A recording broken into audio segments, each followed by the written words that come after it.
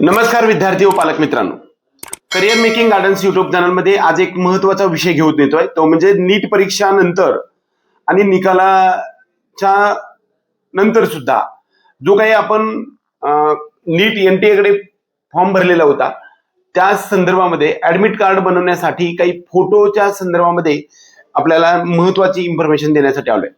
बऱ्याच वेळा काय होतं की पाठीमागे मी तुम्हाला सांगितलेलं होतं की संपूर्ण चेहरा दिसला पाहिजे, आपला व्हाईट बॅकग्राऊंड क्लिअर बॅकग्राऊंड असलं पाहिजे, आपला चेहरा क्लिअर दिसला पाहिजे आणि कान वगैरे पूर्ण दिसले पाहिजे, अशा प्रकारचे फोटो काढायला सांगितलेले होते.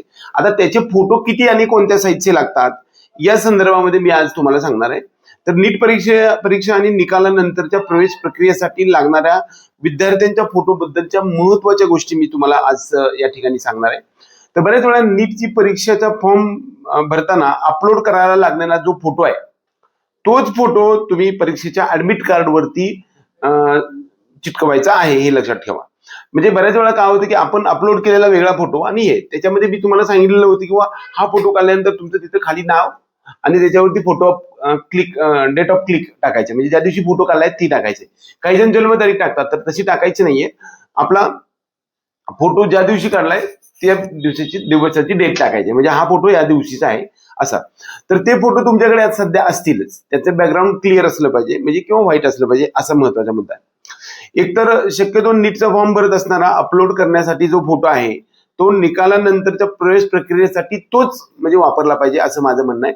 पण तो उपलब्ध नसेल तर व्हाईट म्हणजे क्लिअर बॅकग्राऊंड असलेल्या नवीन फोटो काढून घेतला तरी चालू शकतो, काही प्रॉब्लेम येत नाहीये. आता आपल्याला किती फोटो असणं आवश्यक आहे? ऍडमिट कार्ड साठी आपल्याला फोटो आवश्यक आहे, त्यामुळे ते तुम्ही आता तयार करून घ्या. 4x6 इंच म्हणजे त्याला आपण पोस्ट कार्ड साईज फोटो म्हणतो. हा कमीत कमी एक आणि जास्तीत जास्त 1-2-3 फोटो तुम्ही काढून ठेवा. नीट ऍडमिट कार्ड वरती तुम्हाला चिकटवावं लागणार आहे, हे लक्षात ठेवा. ऍडमिट कार्ड आल्यानंतर तुम्हाला पोस्ट कार्ड साईज फोटो सुद्धा लागणार आहे. पण जो फोटो आपला उभा काढलेला आहे तोच फोटो तुम्हाला, जो फोटो आपण एनटीए कडे अपलोड केलेला आहे तोच फोटो आपल्याला इकडे सुद्धा लागणार आहे. आणि त्याचा मात्र साईज मात्र पोस्ट कार्ड साईज म्हणजे 4x6 इंचचा असणारा हे जो फोटो आहे तो त्याच्यासाठी चिकटवावा लागत असतो. आणि 2x3 इंच आकाराचा जे फोटो आहे ते तुम्हाला जवळपास 10 ते 20 म्हणजे किंवा 32 काढून ठेवा, 16 किंवा 32 असे काढून ठेवा की जेणेकरून ऍडमिशन साठी सुद्धा तुम्हाला लागू शकतात. आता खूप वेळा त्यावेळेस गडबड होऊ शकते. आपल्याला सेंटर सिटी 3 मे 2025 रोजी परीक्षेच्या अगोदर एक कमीत कमी 3 दिवस तरी तुम्हाला ऍडमिट कार्ड येईल आणि त्याच्या अगोदर 2-3 दिवस म्हणजे दरम्यान 25 तारखेच्या पुढे 25 एप्रिलच्या दरम्यान आपल्याला सेंटर सिटी आपल्याला मिळणार आहे, म्हणजे सिटी स्लिप आपल्याला मिळणार आहे. म्हणजे सिटी स्लिप म्हणजे काय की तुम्हाला जे काही सेंटर तुम्ही मागणी केलेलं आहे, म्हणजे एनटीए कडे फॉर्म भरत असताना 2 प्रेफरन्सेस दिले होते, त्याच्यामधलं कोणतं सिटी आहे ते तुम्हाला पहिल्यांदा कळणार आहे. म्हणजे त्यामुळे त्यानंतर तुम्हाला थोडा वेळ मिळेल किंवा त्या ठिकाणी तुम्हाला जाण्यासाठी.